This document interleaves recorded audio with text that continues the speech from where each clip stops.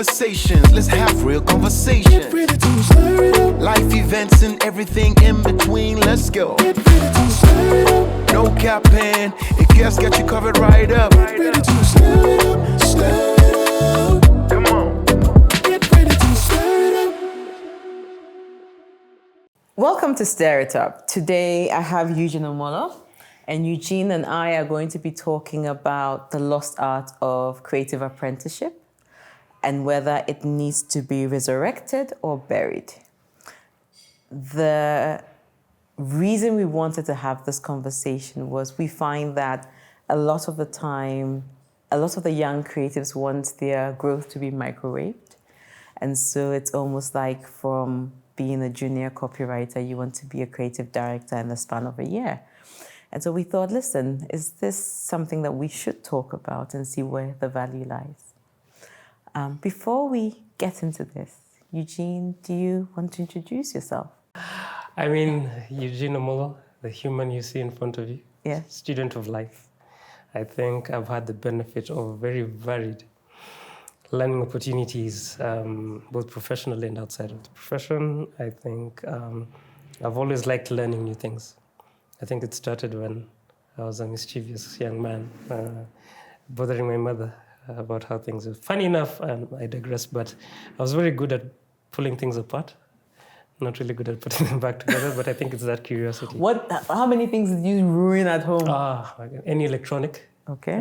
The first TV we had, I broke that. My cousin's spectacles, I broke those. The thing that plays LPs, I broke that as well. But yeah, it was in the cause of learning. So professionally, have the privilege of leading a team of young creatives at WPP Scan Group in Kenya. I've done this work called advertising for 16 years now. 16 years, yes. Does that make you feel suddenly old as you verbalize that? Do you know, it's interesting. Because of the trajectory my career has always taken, I've always been the youngest person in the room. Okay. So over the past 5 years, I'm in the interesting position whereby I'm not the youngest person in the room. But then it's a blessing because I get to see the different varied perspectives. So professionally, that's the journey I've taken within advertising. I think, interestingly, my undergraduate was in veterinary medicine. So I started as an... Did you ever practice at all? So the thing about in Kenya, the process, because it's still mediated by government, you do 5 years of undergraduate training. Then you have to do 8 months of professional internship. Okay. So at that point, I realized maybe this is not what I want to do. Because I was posted in some far-flung part of Kenya and I was like, maybe I need to switch careers. So that's academics, but I did go back to school and study advertising, psychology, and public relations. My mother still was of that mindset. If you're going to do something, you need the papers to support it. So I did that. But prior to that, I have enjoyed the benefits of being a last born. And my mother's favorite, forget what anyone else might tell you, growing up. So yeah, I think that's me. Okay. Always curious, always willing to find an interesting new problem to fix. Okay. So, if I may say, Yes. you're one of the few people who said, I suck at doing this. I mean, most people are uncomfortable to introduce themselves. But I might say this is probably one of the best introductions of oneself that I've heard. Because it's not going straight into my name is and then profession and then there's nothing else to say. Because you have said quite a bit. Good. So we have a bit of context on who you are. And thank you for that. Awesome. At some point in time, I will take the jab at you about being your mom's favorite. And you should know I'll do that. Of course. Anyway, so maybe before we get into the meat of what we're about to talk about, do you want to share your journey into advertising? How did you, because veterinary medicine, and then now creative. Yeah. Extraordinaire, if I may put it that way. How did you land there? So the thing about life is interesting stories and journeys. And I think also we're hardwired as Africans to love oral tradition. Okay. So allow me to embellish a bit. Please embellish away. So yeah, I had the privilege of knowing certain humans within the marketing communication space. One of my closest friends who literally who were together in the same primary school, same high school, worked in advertising. And I think maybe because his sister was a media personality, he was aware of that part of this universe. For me, for the largest part, I had no idea about agency world. And You didn't know it even existed. It didn't exist to me. So when I was studying veterinary medicine, the thing is, when you're in your first year, you're in, we call it main campus. So main campus is a melting pot of all these different people who are studying different things. So it's very vibrant. But as you specialize in the subsequent years, you go into your areas of specialization. So first year in main campus, it was partying every night. It was proximity to the CBD was close, so we used to literally walk to the club. Second year, we were taken to Chiromo, which is now basically your human doctors, your vets, your scientists, your biomedical lab technologists. The crowd becomes a bit more serious. Because now these are people who know what they want to do with their life. So did that in second year. Third year, after a very tedious oral exam, you're then taken to now your college, college campus. And for veterinary medicine, the college campus is in Upper Kabete. In fact, they call it Kabete Ng'ombe. I don't know how good your Swahili is, but Ng'ombe is cow. So it's called Kabete Ng'ombe, Kabete cow, because that's where veterinary medicine resides. So in that campus, it's literally veterinary scientists, agricultural engineers, and biomedical lab technicians. So the analogy I usually use is in first year, our class had about 20 girls out of a total class of 90. Second year, they became about 10. Oh, so it's like a boys' club after a while. By the time we were getting to third, fourth year in the College of Agriculture and Veterinary Sciences, there were 3 girls in class. So quite literally, if one girl was not present that day, you'd know. So obviously, and then because of the distance and the colleagues that you have, it's not your typical fun place to sit in. So you literally just bury yourself and put in books. So, which is what I did. But once in a while, I used to meet this friend of mine who had gone into marketing and then agency. So I was always curious, what exactly is it that you do? So he told me about it, then I was like, okay, interesting. And part of what I used to do now that was in that far-flung campus is to find activity. I used to organize events. I don't know if you're familiar with the movie Van Wilder, but I was the Van Wilder of Akabete. So then, because we needed money to support the events and bring the musical artists and stuff, so we used to write letters to clients. So we used to write letters to EABL, we used to write letters to Fanta, we used to write letters to various guys to support us by hosting this event. So did that for a while, made me a bit of pocket money for the weekends. And one day I was explaining to my friend that this is what we do for activities. Like, but do you know what you're doing is marketing? You're matching a consumer need to a client proposition, and then you're driving an activation and an engagement. And everyone is doing that. I'm like, marketing, what is marketing? So I just decided to take a tangent and learn that. So did that for a while. When I graduated, I mean, unfortunately, you have to do a bit of hard time and labor according to the government. I said, maybe this is not what I want to do.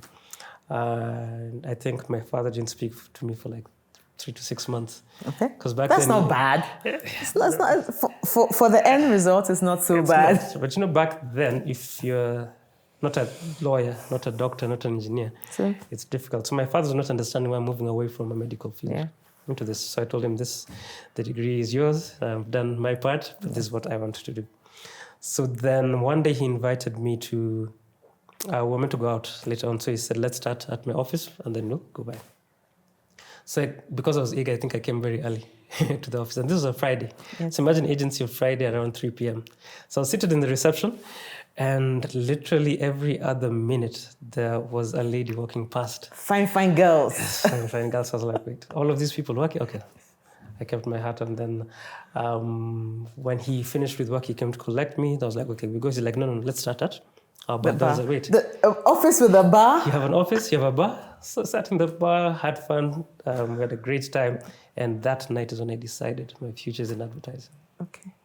Because one, you'd been told what you're doing is some kind of marketing. Correct. So you have the natural gift and skill sets to be doing something in that direction. You sat in a place where you're seeing all these people, and they're cool people, including chicks. And then 3, there's a bar. It's a fun place. It's a trifecta of all the things that an early 20s person would want. So I was like, advertising is it. So that was my gate into advertising. Started in strategy. The lost art of strategy. I know. Did that for 2 to 3 years. I have this thing about a 2-year cycle, whereby when I'm good at something, it kind of gets boring. So I Yes. find a new challenge to Got do. it. So our CEO at the time moved me into digital. So set up the digital part of the business, ran that for a bit. 2 years got boring.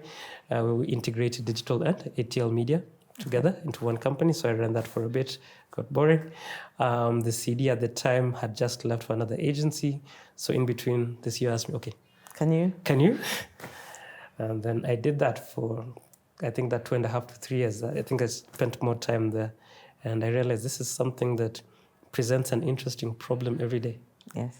So the chances of me getting bored were much less, yeah. So that's really how I entered into creative leadership. And over the years, I've had the privilege of because my mom's a teacher, she's a career teacher, and I think part of that has landed on me. So I've had the privilege of nurturing and leading brilliant young minds into what they do today. It's good you told it as a story, because at least we kind of feel it. And I don't think everyone's story of coming into advertising would be this exciting, but I do see it. And advertising is full of people from very different walks of life, right? Correct.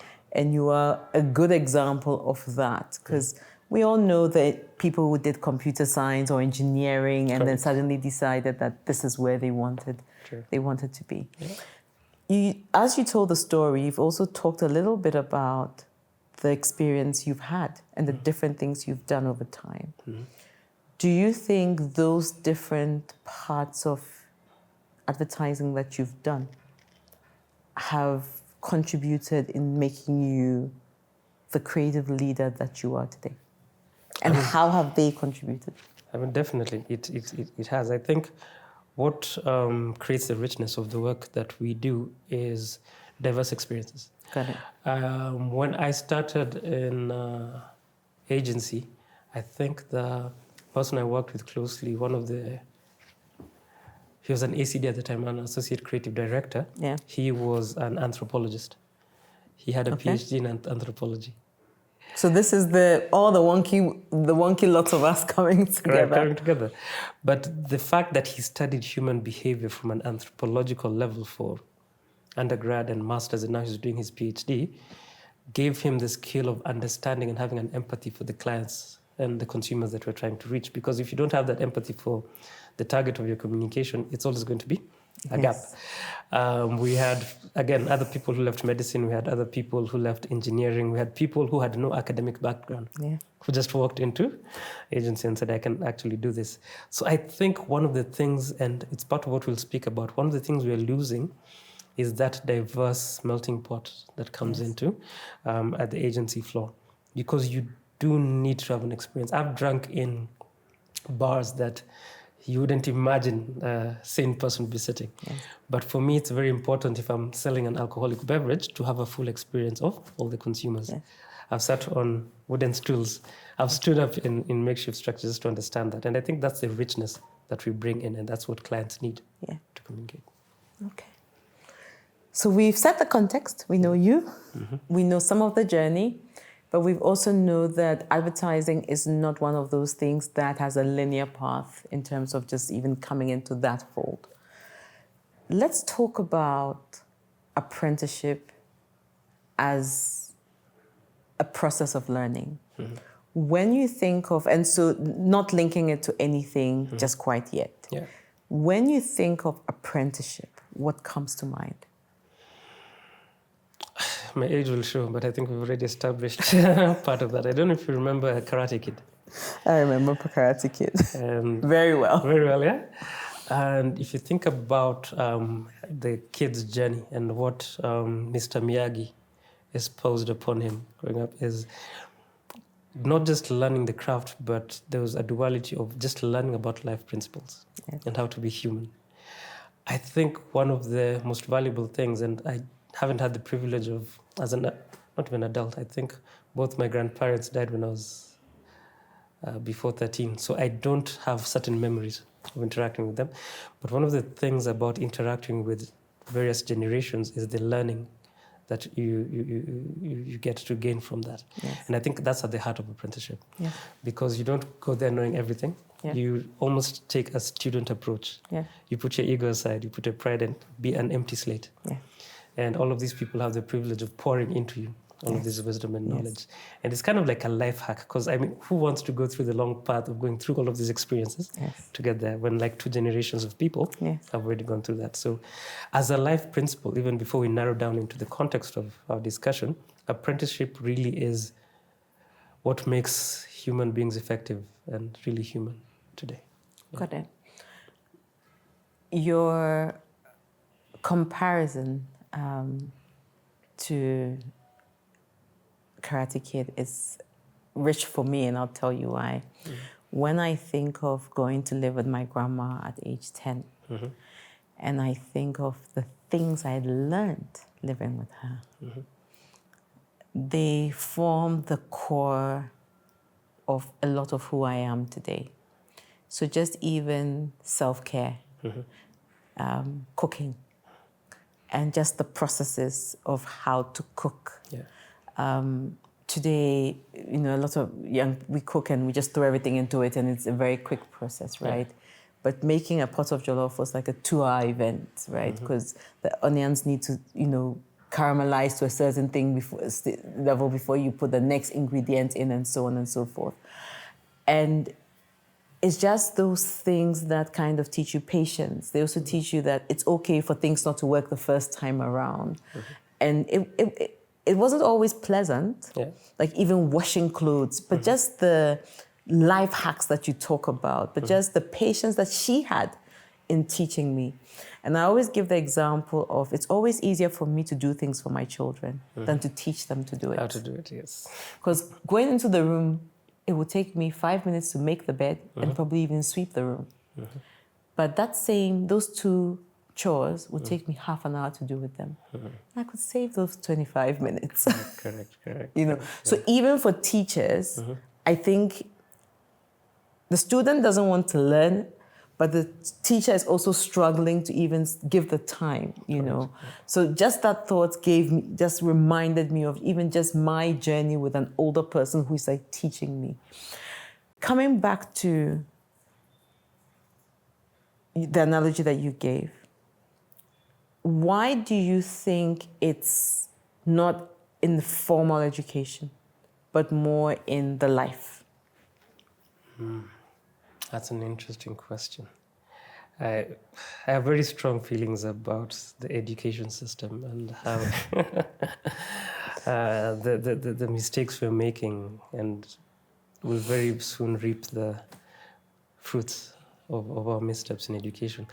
I think there's a definite agenda of what they're trying to teach the young people today from an academic level, which is not always, I think, good for them in the long run. I think even me growing up within our system, we learned a lot of things that we just never needed to do from an academic perspective, because, again, there's an agenda during that period. But I think we've always approached it as a false duality, whereby there's academic stuff and then there's life stuff, but they don't have a linkage.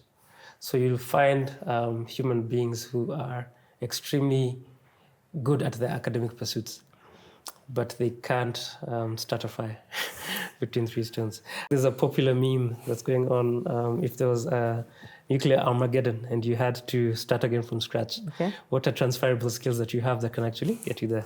You can't start a fire, you can't cook, you can't forage for food. So those are skills that, life skills, like you said, that need to make their way back into formal education to create a holistic individual. Because I think about it, even growing up, a lot of the life stuff I learned was from cousins. We call it shags, but you know, the rural area, came from that. Back then we used to be shipped to the rural reserve every holiday. So a lot of life skills came from that, playing with other kids, learning how to fight, unfortunately, but sticking up for yourself. Even learning the languages, because you won't learn, my people speak Dulu. You won't learn that here. A lot of that is learned in the rural Do you speak Dulu? Much better now than I used to. Okay, what changed? My niece and nephew came into existence. And I realized I'm now that uncle. We are those uncles and aunts who have to teach them the language, otherwise it'll be lost. Okay. They don't have that much time to spend with their grandmother and grandfather, so it's really up to us. But if we can't speak it, we're not transferring anything. So I had to learn and relearn how to do it. So I was talking to interviewing someone on being multicultural, and we were talking about Lo, and she talks about how it's a rich language. Because we were talking about how Lo is supposed to be a tribe of people who love to love. And she talked about the music and the language and just the idea of you loving life and the richness of life, right? So I said to her, well, this season, I think I have 3 or 4 Lo people featuring. No, but Karen, that's just a tiny anecdote. I think Los get a bad rep. In You this get a bad region. rep. Tell me about this. It's like what you said. It's a language of love. It's a culture of full living. Okay. Which often manifests in different ways in urban centers. So where the people who tend to love life, tend to love living. There's an analogy that you haven't really had your heart broken until you've dealt with the new heartbreak. So I can see that because the girls in the office were telling me about, so there are 2 analogies they gave me. And this was not just the girls. There were a couple of the guys too. So Dongo is from, if your name is Dongo, you're from... Central Kenya. You're probably Kikuyu. Okay, so Kikuyu man shows love by giving you meat, beer, and there was something else. So it's a running joke. And M-Pesa. Yeah. So anytime I say Dongo, I say, where's my M-Pesa? Where's my meat? Where's my beer, right? And then the other one was that a low person will show you great love like you've never seen before. And then they'll show you premium shege, right? So it was pretty much the jokes there. Anyway, let's carry on, sorry. No, but that's true. But I think, the importance of that level of learning, to your earlier question, is important. And we need to run those tracks simultaneously because they're not mutually exclusive. Okay. Yeah. But how do we get back there? Whether it's in formal education or in the informal apprenticeship that we're doing, but maybe more informal education. How do you see a path of us getting to a place where life skills are incorporated a bit more into how we are teaching? There are people who are doing great work within that sector. There's a movement over the past 10 to 15 years that has kind of like reignited a pride and passion in those aspects. I'll give you an example. The National Theatre here runs programs on artisanship. So whereby you have the benefit, you sign up, you have 3 months to work with an orutu player. Orutu is a traditional musical instrument. So you can get that. And you have to go through from creating the skin, turning the skin, tying it together, putting the stringed instrument. So it's being done very well at that level. Similarly, in terms of vernacular language, there are courses that you can take on that, which I also did. In technical colleges and universities, a lot of that has started becoming more popular. I think we've finally gotten past that phase whereby you have to go to university to do medicine, law and engineering. Technical and veterinary science. Technical skills are reimagined as a big thing that you can actually do. So you have kids who are actually growing up and saying, I want to learn carpentry. I want to learn metalwork. I want to choose art as my chosen field. So there are institutions that are supporting that angle. So that it's not just a linear approach to success in life there. These are the opportunities. Additionally, I think and maybe this is from an African ideology, we are more proud of who we are. And we're being more vocal about being proud of who we are. So you'll notice even from an event space, there are creator spaces that are specific to cultural stuff. And they're giving an interesting modern twist to cultural things. So it's becoming cool again. To speak your mother tongue in the CBD. It's becoming cool again to wear a certain amount of attire. So I think deliberately the angles being driven for that, it's not enough. We can still do more. I think people who work in commercial advertising have a role to play. Because I've always believed advertising has the benefit of shaping culture. True. So if we do more of those type of things, I think we'll be hitting it from both sides. From both sides. So if you think about Germany, polytechnics are a key part of the educational infrastructure. And we probably have a lot to learn from that. And you're right, we are gravitating slowly to a place where it's not always about a degree, right? And sometimes it's okay to have learned a skill, but maybe it's also about how we formalize it and make it a little bit more structured than we have in the past. So, the nostalgia around apprenticeship. When you entered advertising, what did the process of apprenticeship look like? And I'll tell you why I asked this question. Back to Karate Kid. The rigor, the robustness, the meanness, the toughness, the constant having your self-esteem and your ego for breakfast, lunch, and dinner. Very little monocoddling or space to even make mistakes. It was a rough ride. And generally, that's what entrepreneurship was. I mean, if you were seamstress or you went into carpentry, before you touched cloth as a seamstress to be a year, you would mop floors and clean and watch and look and look and look and look. So it was almost like you were building up tension till the final day where you were able to touch fabric or touch somebody's hair as a hairdresser. And I don't know what the goal was, but it was almost like the day you finally touched somebody's hair, it was like, oh, wow. I finally made one step, right? What was your experience in your initial apprenticeship journey, and how did you navigate that? Interesting question. I mean, it's... And maybe you were not in the meanness days, right? No, I was dead center in those times. I think, and it's an interesting question because when we try and qualify history backwards, sometimes we revise things that happened, and we try to retell the story. We try to retell the story, and I realize, and maybe it's from a point of privilege, that when I describe that journey and when someone else describes their journey, it could be in the same era, but what I describe as the necessary hurdles that I had to go through, for someone else, they describe that as very traumatic experiences. Got it. And wisdom and age has given me the benefit of trying to understand that possibly those two can actually both be true in the same space. So for me, it was literally Karate Kid meet kickboxer.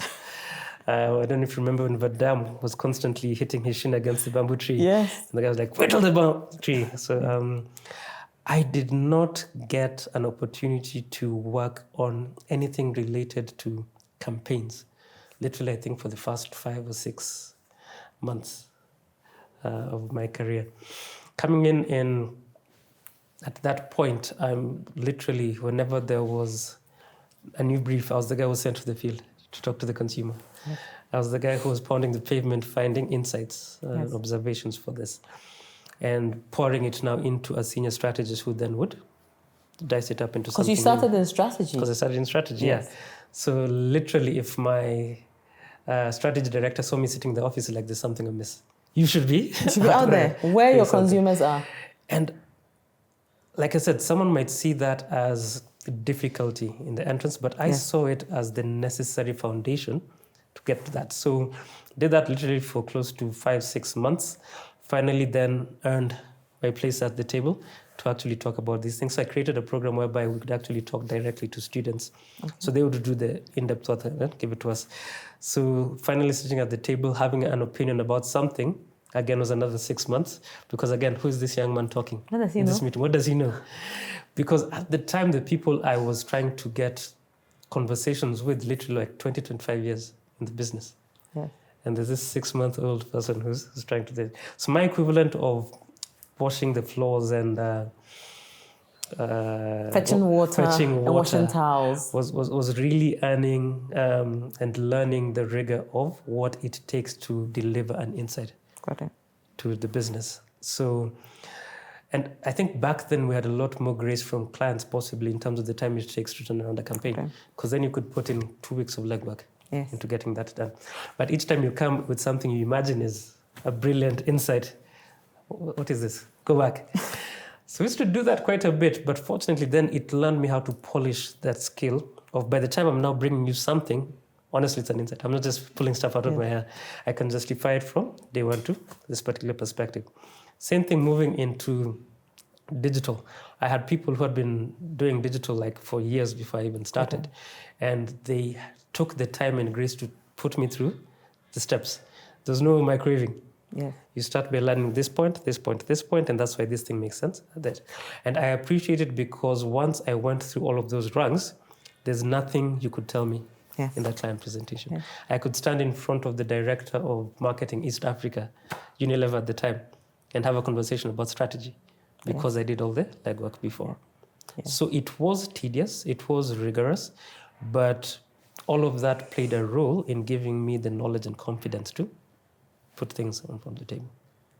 The teams we work with, how do they view this mentorship today? It's tough, eh? Is it a burden? Is it a luxury? Is it a necessity? Is it like, I don't need this, I need it? I mean, and I'm sure it's not a one size fits all, right? True. But if you were to have a point of view, how do they see it? I have to disclose that I'm on a recovery journey in this intergenerational workplace space. I think initially when I was colliding, and colliding might be the right word, with Gen Zs in the workplace, it was very, but you should be doing this, you should be. It was difficult for you. It was difficult because in my mind I was trying to transfer my process of apprenticeship towards getting this fantastic gem to them. Okay. I haven't gotten there yet. I think I still have those difficulties. Do you have small moments? Small moments, and you did what? Okay. But it's appreciating that maybe in the mindset they are in, one, they're not patient for a number of the things we had to do to get there. But two, technology is a big part of supporting, accelerating that bit. So it's, like you said, it's not one size fits all. It's a mixed kettle of fish. There are very young people that I interact with who are seeking that long path to apprenticeship. They ask me, can you spend 30 minutes of your day every other day? Just sit with me and take me through X, Y, and Z. I want to learn the intricacies of X, Y, and Z. You have others who appreciate the necessity of that, but want to Google it, want to chat GPT their way out of that particular thing. Then you have this other part of the dimension who are not interested in any of that part. Can I get the fastest route to this position? So it's dealing with them not from a cut and paste perspective, understanding the humanity in each of them, and then still, like you said, as a teacher, fighting that struggle of how do you get them to appreciate and learn in a way that's a shared learning experience for them. And in creating this shared learning experience, where do you focus, right? And I ask where do you focus because you have a mixed bag of Gen Zs in the workplace. And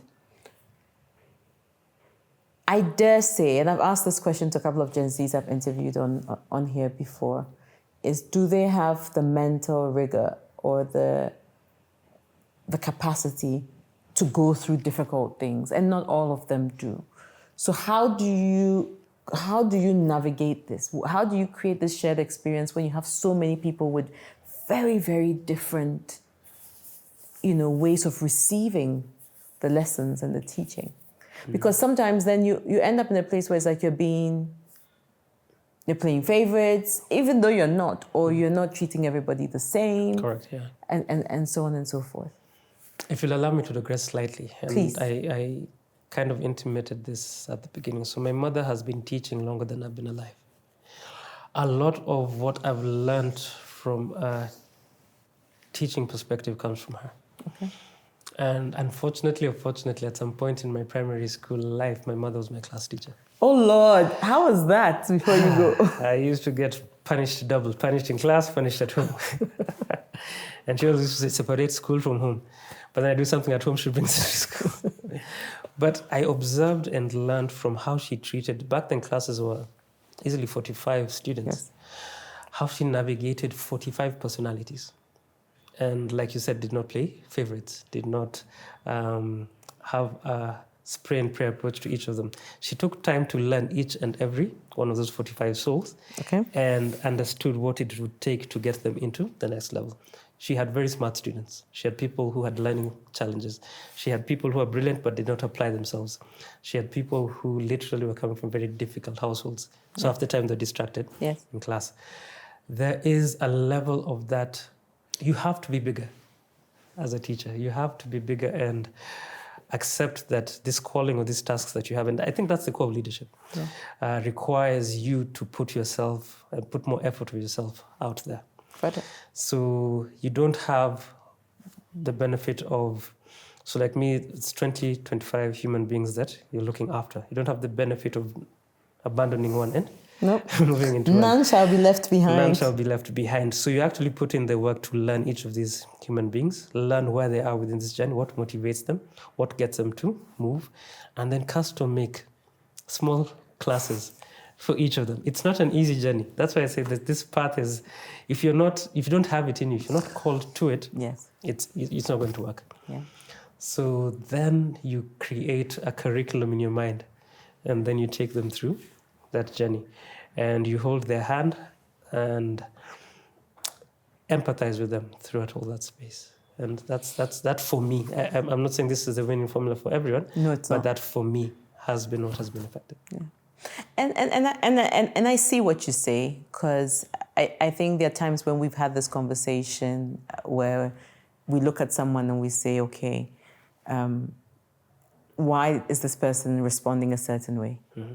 And then even between the two of us, we do a perspective take and we say, maybe they're struggling with this, or maybe they don't understand, or maybe they're even on the spectrum, or whatever it is that we kind of, and then you decide, okay, based on that, this is how we will deal with them. Right. But it's not always easy to do that. But I think you've articulated it very well, because even though that's what sometimes one is doing, one doesn't always understand it clearly in a structured fashion the way you've articulated it.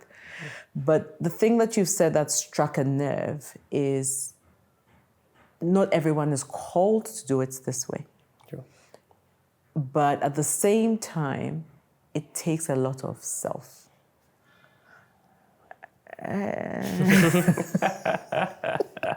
That it does. And so what do we then do for the teachers as well? Because you need your teachers to be, and I call the teachers the mentors and the apprentice caretakers, right? What do we do for them as a way of keeping them in a good place to provide the necessary guidance and mentorship and, leadership that the teams need? Interesting space. I think, again, within my experience, what I've seen working is even a teacher is a student. That's true. So how do you create, within that linearity, how do you create a space for them to also have someone who can then guide them and mentor them on their journey towards that? Because it helps. It's almost cathartic when a teacher is able to download on someone else. This is what I'm challenging. This is what and I think that community is very important for teachers. Secondly, what I've found is effective. I don't know. You're a religious person. I have a what? You're a religious person. Yes, so. you know that. And you know why? But I've read a lot of literature when it comes to. Like I said, I like breaking things apart. I'm not very good at putting them back together. So just reading from... Let's break it apart. Maybe I have a bit of glue that I can help you. But if you read about the early church fathers, if you read the work of Soren Kierkegaard, if you read the work of Tertullian, one thing actually stuck with me through this journey was, and I said it a bit earlier, shared learning. Yeah. So if as a mentor, as a teacher, you approach the relationship with your apprentice or your student as a shared learning environment, you're not just pouring out. Yes. Even you don't feel empty so quickly. Because even your student is pouring into you. Yes. So it's almost not a master-slave situation. It's almost like for that engagement, you're almost peers learning from each other. Okay, Correct. So those two things for me have been the most effective tools to use to cope with the sheer depth of what it is. But the end also for me is a very big part, the satisfaction of seeing we call them children. We're not trying to infantilize, whatever the word is. My English is finished. We're not trying to infantilize them, but when you see your children, quote unquote, succeeding, thriving, getting over hurdles. It's so fulfilling. It's so fulfilling, and it makes all of the previous stuff worth it. Yeah. I remember and I keep pivoting back to my mother's teaching. She really had a student who she carried for 8 years of their life, difficulty at home, difficulty at class. But when that child actually graduated and made it to high school, the tears in her eyes, the joy in her heart, she could do it all again. Yeah. It made it all worth it. So it's like the labor pains. I wouldn't know, but yeah. No, you wouldn't know, but I'm telling you, it's like you have the first one, you're thinking, I'm never doing this again, but then you're number 6. Yeah. Anyway, so I want us to talk a little bit about the next generation of leaders. Mm-hmm. So when I think about a lot of young people today, they call themselves CEOs, MDs, managing partners. The titles are big. Yes. But then you dig a little bit into the surface and they just have a year's experience of something. And so you get the sense that there's an eagerness to get to the next level very quickly.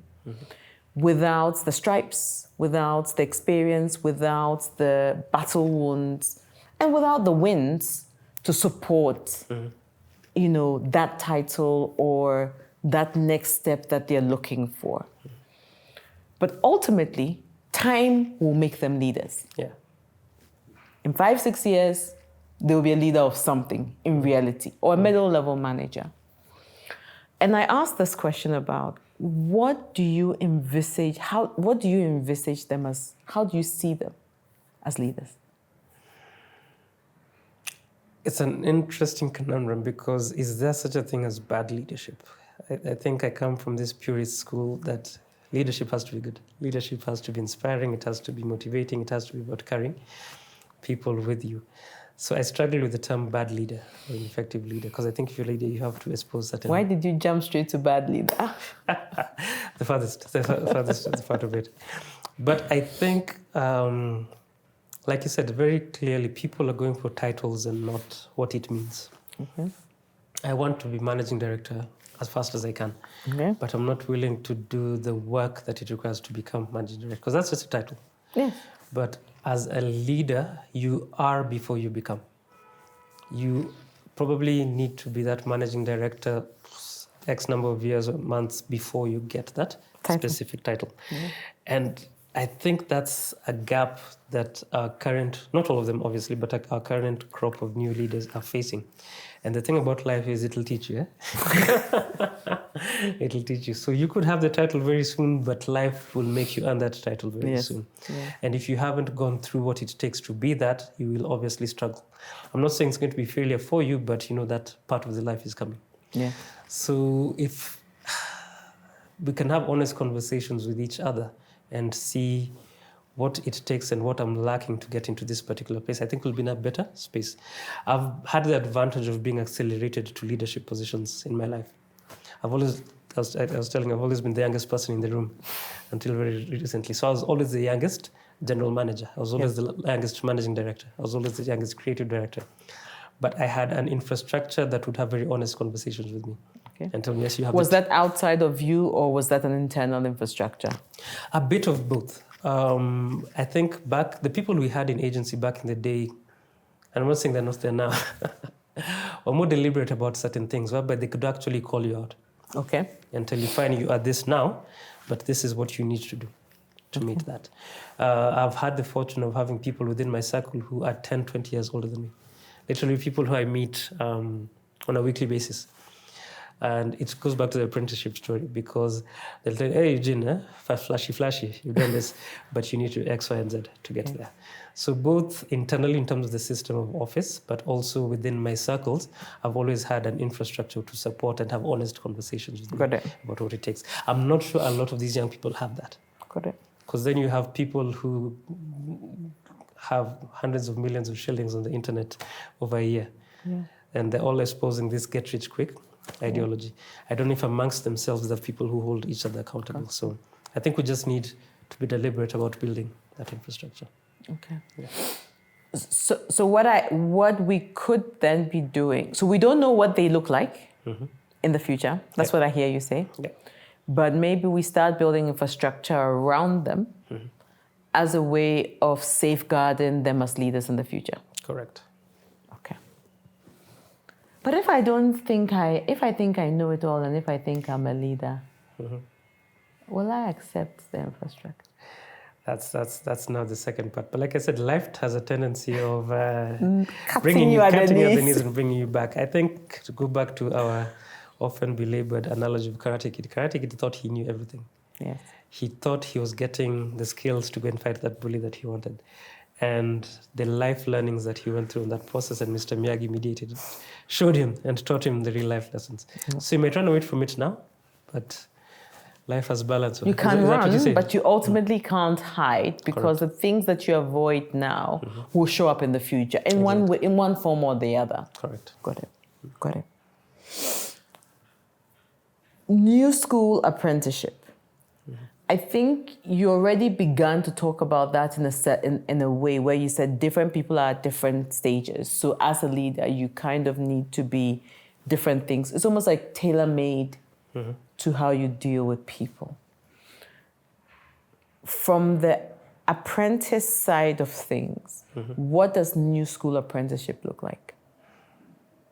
It's very cool. It's very convenient, mostly. I think, again, I have the benefit of... It's cool, it's convenient. It's cool and convenient. I have the benefit of mentoring a number of young human beings on a personal level. Okay. So we have Zoom calls. We have a WhatsApp group. There's an abundance of knowledge on the internet that we're able to share with each other. So it's not as tedious as it used to be. Okay. I still insist on certain tedium just to make sure that they're learning the right part of it. But it's cool and convenient because access is a thing. I mean, literally I had people who would reach out to me on LinkedIn. I have no idea who they are. But then they pitch the idea. I tell them I'm only looking at maybe 3 people this year. Yeah. They give a validation for why they feel that they should be one of the 3 people. And we discuss. Back then, there was no LinkedIn to reach out to someone who you feel can be an impact to your life. You literally stalk them on the streets. And if you chance upon them, they're like, who's this stranger talking to you? So there's a convenience and coolness that technology and modern day apprenticeship has. I think, like I said, democratization of knowledge is another thing. Yeah. So I may have certain hard and soft skills, but there's certain skills that you have access to by yourself. Okay. So the learning experience is more enriched because you're not coming empty. He also has access to certain tools. So then we polish, spend a lot more time on that. And I think lastly, in terms of the window of time, because this generation is starting things so much earlier, they have the benefit of specialization at a much earlier age. I always say this to the young humans. I have the benefit of leading. You don't have to wait until my age to become ECD, creative lead at a particular position. You have everything in your power that you could actually... So you're part of the people who are telling them they can. I'm part of the people who are telling them they can. Because remember if I told you... Which is a good thing. Yeah, remember if I told you, I've always been that youngest person. I've always been that guy who was the youngest at that particular level. So always challenge them. You don't have to take because in that context, my route looks long. It doesn't have to be your journey. It doesn't have to be my journey. Yeah. So if you do X, Y, and Z, there's an opportunity that you can get to this point much earlier than I can. But not from a shortcut perspective. Yeah. From the access that you have to all of this knowledge and wisdom, you can actually do it faster. Yeah. So I see a future whereby, and I think we're seeing it in the tech space. Yes. We're seeing techpreneurs and leaders who are like in their early 20s, mid-20s, and already these guys are And Silicon Valley has taught us that. Has taught us that's a possibility. Yeah. So even within creative space, and not just advertising, the whole creative industry, the opportunities for you to be much more at a much earlier age. But again, I reinforce, not a shortcut. You still have to do the work, but you have the opportunity to do the work faster. Yeah. I threw Silicon Valley in there. Yes. Let's stay there for just a minute. 28-year-old leader, how are they doing today? Nice. So if you listen to a book, does that count as reading it? Yes. does, I yeah? read a book. I listened to a book. So I listen to a lot of books when it comes to entrepreneurship leadership, and specifically now within the tech context. There are a number of authors who've done studies and met with a lot of these young leaders. And they've found interesting gaps, and they're working with them to fill them when it comes to that leadership. And because you have someone who's risen so quickly, they are functionally capable. If you think about so that the hard skills exist. They're there. If no one else came to work that day, they'd take the reins and actually do the work themselves. What they struggle with is the softer skills of leadership and some of the things that we've spoken about. Sometimes being the sharpest, fastest person in the room is not the best thing from a leadership perspective. Because what happens a lot of time, because of these leaders, they outshine, their shine is so bright that other people feel that they're so far away from them that they'll never get there. Yes. So they disenfranchise a lot of their people. Two, because of personality traits of young and fast leaders, they often don't know how to interact with other humans. And a lot of them are going through this form of coaching whereby they are becoming more people, yes. Because that's been seen as a gap. But also now from a business support, because for you to be that successful at that age, you tend to have a very high level of self-belief. Yes. But you can't... If I could do this, yeah, I can do anything. But they're being taught that you don't have to do everything, but also maybe it's best to get other people to do the stuff that you don't necessarily need to do. Yeah. So building capacity in finance, for instance, you could be a great tech guy, but you need a great finance guy. Building capacity in human resources, you need a great HR partner to do what you need to do. Building capacity in marketing and trusting your marketing people to actually do the work that you do. And those are things that they're working with. So if you look at, over the past 10 years, there's been a shift in our tech Silicon Valley CEO. They've become more human. I don't know if you've noticed this. I have. And it's not by chance. It's actually deliberate work that they're putting in because they know from a leadership perspective, these are gaps that need to be filled. Got it. Yeah. Got it. And the truth is, if you are a developer and you've developed a kick-ass piece of technology, that's all you know at that point. And maybe your mom's home training. And so you do need other both hard and soft skills in the workplace to be a well-rounded leader. Correct. And so there's an element of you building that internal capacity, but there's also the need for you having the infrastructure that's built around you, whether it's through people, process, or tools that will help you, build a healthier organization, right? Because the reality is we live in a time where we've never had more convenient tools to help us and enable us, whether it's through the phone, social media, things to connect us more. But we've never been more disconnected in our lives. Correct. We've never been busy. We are so busy now, we don't even have time for the things that are important to us anymore. So the burnout is real, so just get into a place where we can lead with a lot more empathy, understanding, and also lead in a way that actually is effective, both from being efficient, but also just helping the people who work in the businesses that we're in. True. I think it's controversial, but there's a reset of sorts that's coming in because of the rate of tech adoption into life. Is becoming it's a steep curve. And if you study history, what usually follows is almost like a reset. Yeah. So we'll become so dependent on these non-human things to help us in our human interactions. And that always ends in one place. We'll almost have to start building what it means to be human again. We definitely do. Yeah. What does a conversation look like without a device in between us? Yeah. What does teaching someone a trick or a trade look like without having the access to Google it or ChatGPT Yes. it. So I think that's coming. You think it's coming, I think that's coming. Yeah. I do hope so, because, these constant dopamine hits that we are getting, the inability to pay attention, being distracted, we're tired all the time. It's that little device that's causing that. True. Anyway. So, Yeah. let's go a bit into the macro environment. Unemployment rates crazy on our continent. We know what hardship we face. So the economic hardship. And you know how we've talked about how here in Kenya, you are a country of people who find a way. Yes.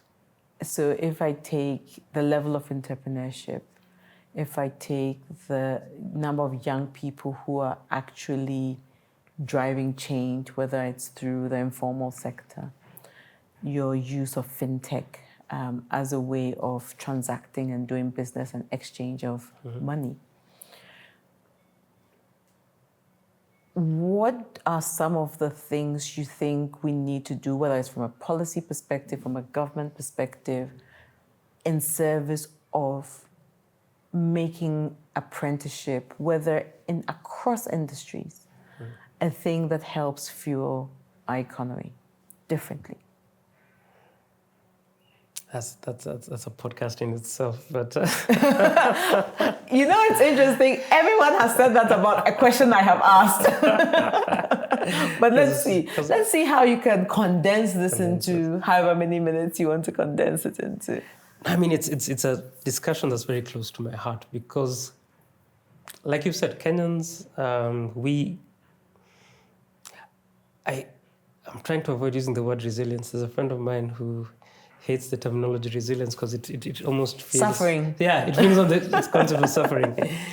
But really that is it. And especially Kenyan youth have suffered through a lot, waiting to be given access to things, waiting to be supported through things. And because that wasn't coming, they just bootstrapped their way through life. So from a policy perspective, there are inklings of work being done, especially when it comes to the creative economy. Music, for some reason, in this country has never made the type of money that it should make as music. If you've been exposed to Kenyan music, I don't know how much you have. I have. Kenya has a legacy of great musicians over the years across different genres, but Tanzanians have been able to commercialize their music much better than we have. Even from an industry perspective, they've been able to commercialize music much better than we have. Yet we started around the same time in terms of putting the music out there. And there's a lot of commonality in the music that we have within the region. A Tanzanian 16-year-old, 15-year-old can choose music as a career. Okay. And it sustains them and they thrive over the course of maybe 50 years. A Kenyan musical artist who chooses music is almost choosing suffering. So the music space is something that work is currently being done. There are a couple of citizen-led initiatives that are being put in front of government. I think that will see some good progressive because now a lot of the industry players went into government. They decided not to complain from outside. They actually decided to get into... Let's get involved. Let's get involved and do that. So hopefully this is going to be a beautiful work coming out of that.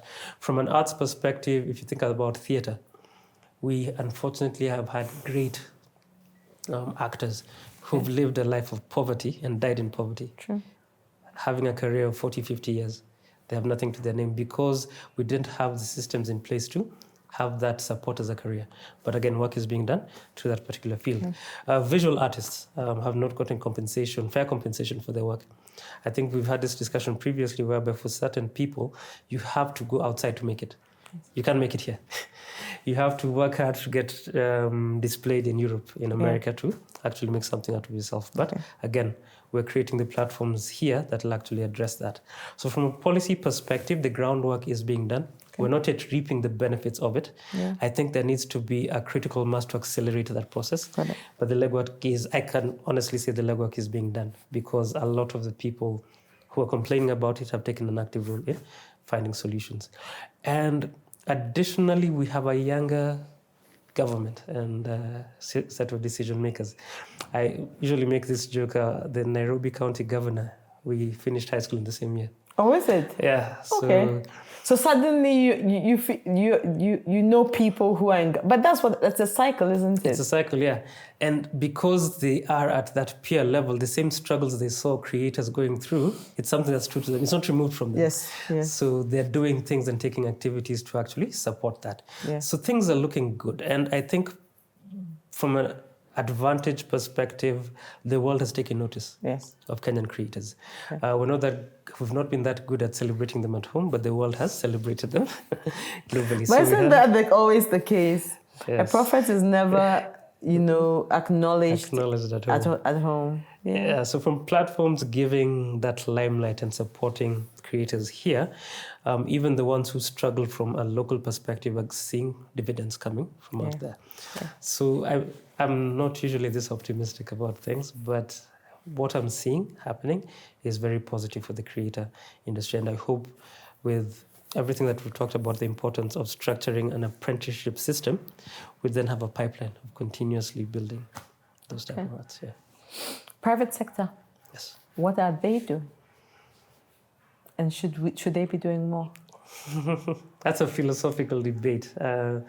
I put that in certain discussions, which were debunked, I think, recently, when it comes to brands and purpose. I don't know if you still believe in this whole purpose ideology of brands. Do you? I do. Okay.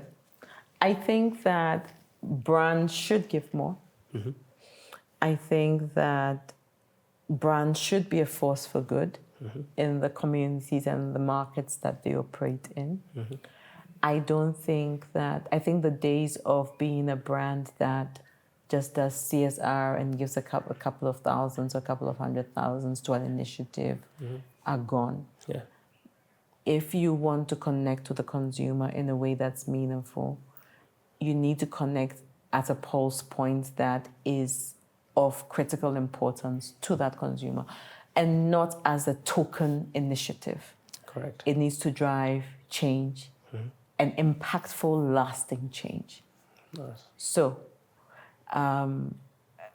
it means that you take a huge chunk, you just don't throw it at the problem, but you find ways of creating sustainable change. No, definitely. And I guess to answer your question, I don't think they're doing enough. Okay. Oh dear. They're not doing enough, but they're doing a lot more. They're doing a lot more, but not enough yet. Still not enough. Yes. I think to get, and I think it's a separate discussion we're having, to get cultural license to operate in a certain space, you need to do a lot more. And like you said, throwing money is not a solution. Yeah. Sustainable change is something that you need to invest in. And money often is not the barrier, because sometimes you can sit back and say, my brand doesn't have enough money to do X. I think we can always find innovative ways to support. If the feeling and the motivation is there, you will find a way to actually do. So I don't think they're doing enough. They can do a lot more, but at least most of them know that they need to do more. Yeah. And they're finding ways to get into those spaces. So again, that's an area that I think will take off very well, because I think it's not only a marketing challenge now. More people within the business itself, financial directors, managing directors, are acknowledging the need of driving this type of engagements. Yeah. So they're not fighting that fight alone within the business. So I think that they're going to win. Yeah. And the truth is, with the level of activism going on, more and more, especially the large brands. So you take the oil marketing companies, you take the extraction companies, you take the telcos. There's also the element of social license to operate, that you make so much, how much are you giving back? Right. You're taking so much out of the earth, or you're taking so much. How are you giving back? Are big concepts and big, considerations that they do need to make in a way that is, sustainable. It is. And I mean, not to get political, in some markets that we've seen over the past couple of years, the private sector have become such a force for good that they are actually coalescing and shaping some government policy. Yes. within those spaces. So it would be interesting to see how brave the brands in Kenya would be to actually take that. There's certain brands even here that are national icons, if I could put it that way. Yeah. You know, they are not, their marketing is not to it's not like to 2 million people. It's marketing to the entire nation practically, because some of the products are literally ubiquitous. They're used by every single person. True. And the reason I was asking about purpose and if you believe in that ideology is really on that point. So there used to be something that was called fabric brands. I don't know if you remember, it was a bit of a buzzword, but it was interesting. If you aspire to, or if you take on fabric brand status in a region, in a country, the onus on you is to do so much more than sell product. Yes. Because you are inextricably intertwined to the fabric of that nation. Your fortunes are tied. Your fortunes are tied. So it is in your best interest to support the success of the nation, but it is also commercially viable for you to support the success of the nation. So it's no longer, again, I'll use the word, a false duality. These things can actually work in tandem. And yes, you're right. There's some brands in Kenya who have achieved fabric brand status. Yeah. Okay. So bringing it back into our apprenticeship conversation, as we wrap this up, I'll give you a few scenarios and tell me, as a coach, what you'd be saying to these people. Oof. I haven't rehearsed anything. I Sorry? haven't rehearsed anything, so this is... Neither have I. I'm going to be making these things up as we go along. Okay.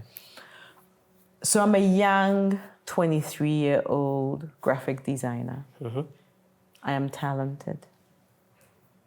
I am self-taught. And I've stumbled into this advertising game. I want to own a studio of my own one day.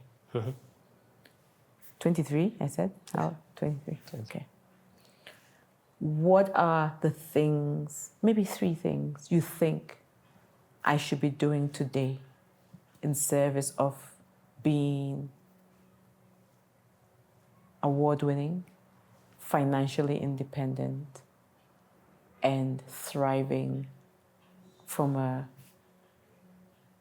happiness perspective?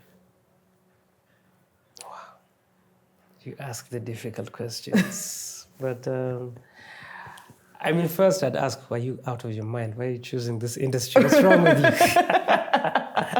But I kid. I think for the first one, award-winning, it's about bravery. And I think for the longest time, we've kind of beat the bravery out of a lot of work that we do.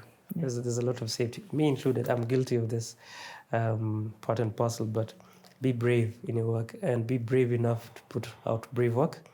Be brave enough to stick with it for the long haul, because you will not find people who will buy brave work immediately. You might have to sit out 10 pitches. You might have to work with a client for 10 years, well, 5 years maybe, to get that brave work out. But I assure you, once that brave work goes out, it'll knock you into the stars, and you'll be known for that. And building that persona or building that brand for yourself and your business very early is very important. So stick to it. I think don't listen to the naysayers. Go through it. So for great, brave, award-winning work, sometimes I shy away from award-winning because it's subjective. But for the type of work you want to do, which is what I'm calling brave work, be willing to stick through it for the long haul. Again, back to our apprenticeship story. Don't microwave things. It's go through the rungs and do it. That's the first one in terms of what I'd tell that 23-year-old. The second question would be, it's a business. One of the things that I got hardwired into me very early, and I think it's one of the things that drove my perspective on the industry, and I hope I'm successful in the industry to have this conversation, is it's a creative business. Don't forget the last word. Business. A lot of young people focus on the first word, and that's the trajectory they take. It is not creativity for creativity's sake. If you've chosen this as a career path for yourself, even as an entrepreneur, it is a business. You're not an artist. Yeah. David Ogilvy used to say this very, very effectively: you sell or else. we create commercial advertising. And if you don't have that in your mind, you will get the creative part of it right, and you'll get the business part of it right. And in months, in maybe a year, you'll have to shut down your doors. And in as much as it's good for a young person to deal with early failure, maybe that's not what you want within that space. So always remember it's a business that you're running. And that makes it incumbent upon you to get the business structures correct. Some of the things we've discussed earlier. You may be good at the creative bit, get a partner to be good at the business piece, or learn that trade. Yeah. That's a very important part. What was the third question? Was around happiness, like a full life. Again, I'll ask, you've chosen this career. What do you mean happiness? To be happy, first of all, you need to know who you are. And maybe taking that first step for choosing creative entrepreneurship means that you kind of know who you are. But happiness is not going to come from external sources. If you're going to rely on your business success, the campaign success, prominence within the advertising field to give you that happiness. The happiness, then forget it. Yeah, forget it. You're approaching this wrong. Foundationally, know who you are and what you stand for and what you believe. Stand for something or fall for anything is what they say. And know what you're willing to do and what you're willing not to do. Got it. Have those clear boundaries and clear lines that you'll never cross, and know where that happiness comes from. I love doing what I do. I think that's the only way I've had the benefit of doing what I've done for this amount of time. And hopefully I'll still be doing this for a few years. But if I didn't love what I did, I would have stopped this a very long time ago. That does not mean that I derive happiness from what I do. For me, I've created pockets in my life and protected them sacredly as to the things that drive my happiness agenda. Got it. Sometimes the two mix, but I don't rely on one to drive the other. Yes. So I will be happy when I see fantastic work. I'll be happy when the work is done, but that's not the only source of my happiness. Mm-hmm. So what advice I'd give him? Find things outside advertising that will give you that happiness. Okay. Yeah. My second scenario. Okay. I'm a young girl. Mm-hmm. I'm 25. Mm-hmm. I work in fashion. Yes. I make beautiful clothes. But I want to have a family. Mm-hmm.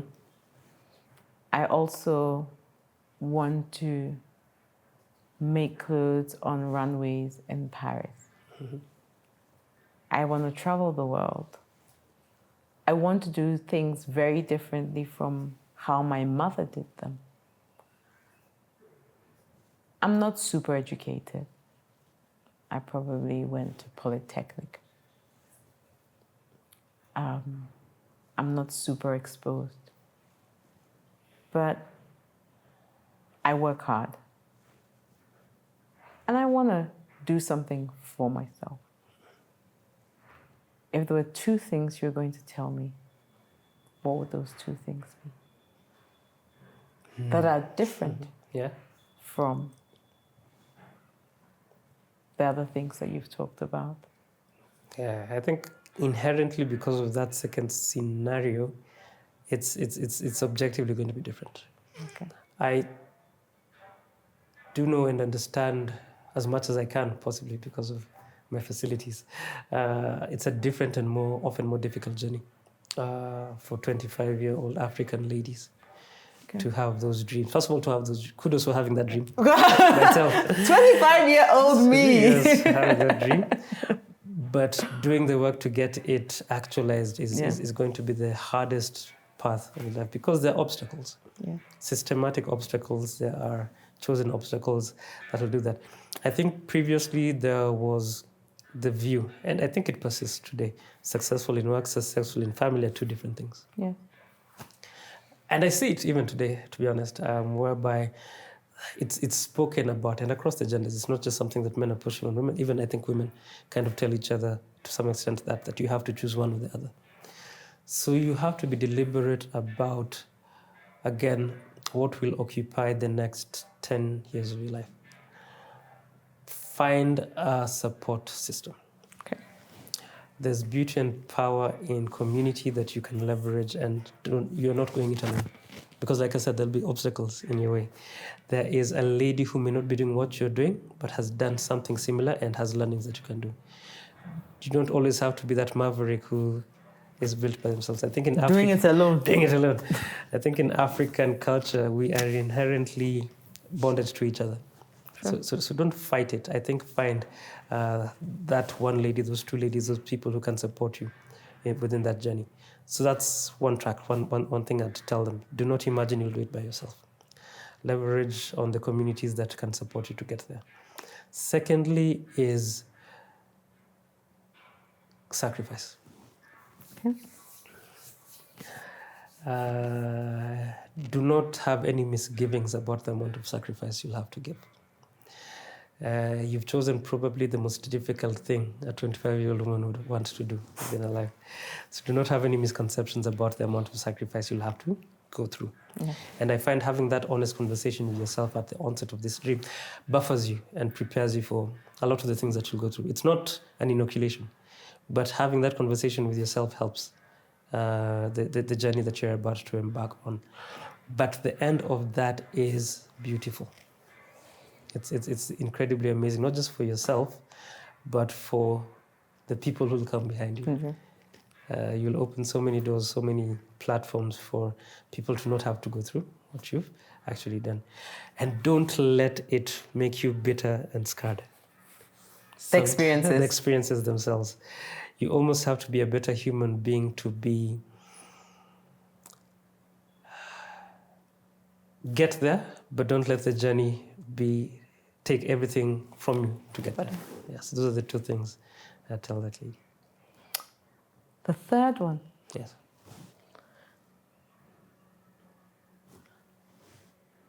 I'm a 31-year-old guy. Mm-hmm. Finished law school. I struggle with my mental health. Mm-hmm. However, I love to write and I love to paint. And I believe I'll make a kick-ass creative.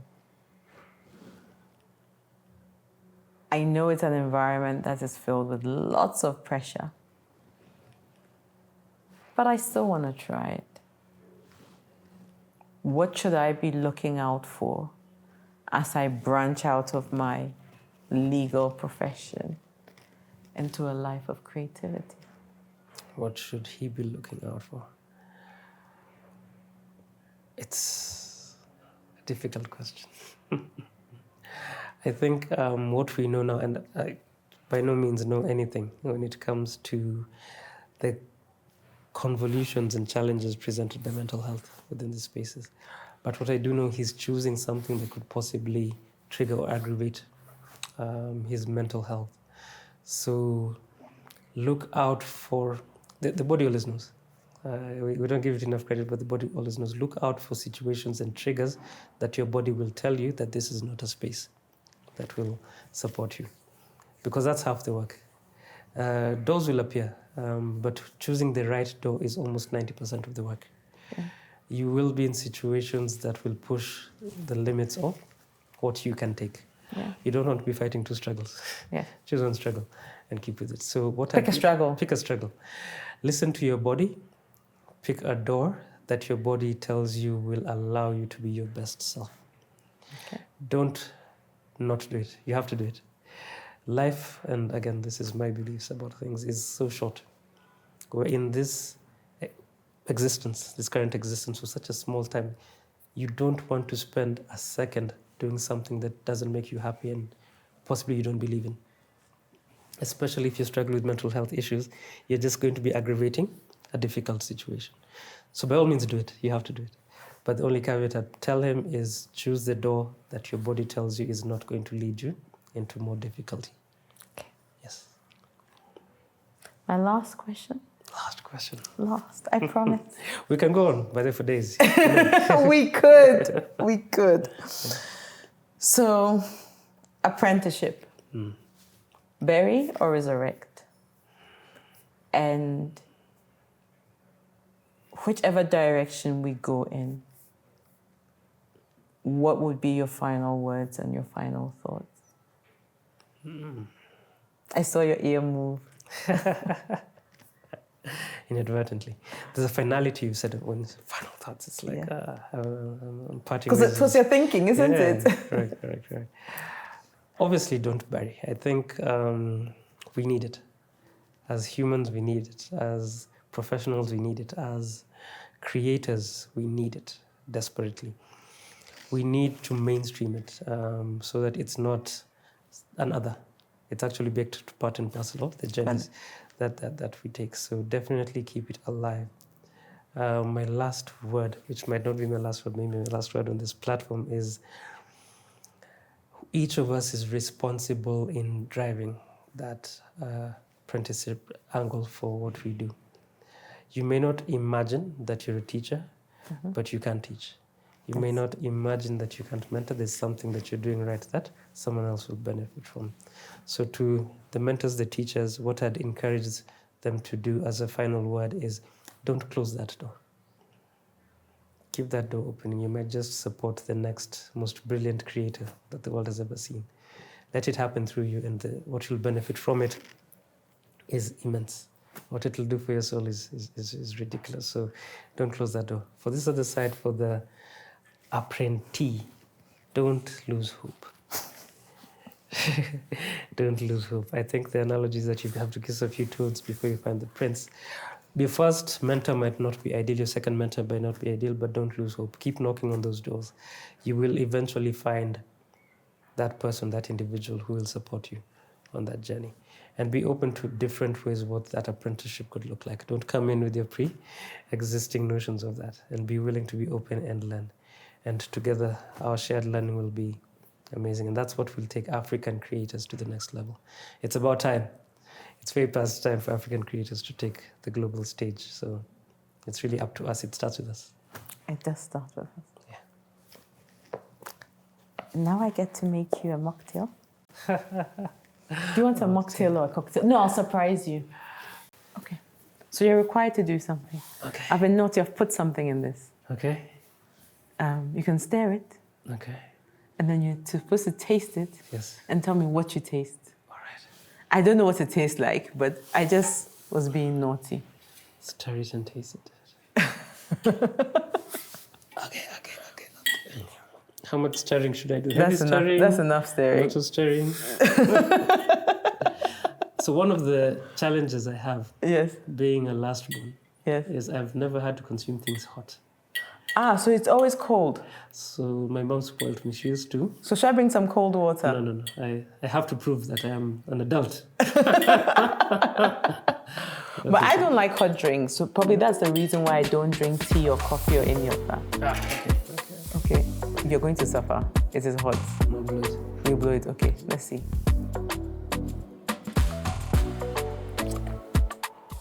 You can't taste it. I can't taste it. No, you won't taste it. I can't tastes taste like it. regular. It just tastes like stir it up. That's all. Stir it up. Stir it up.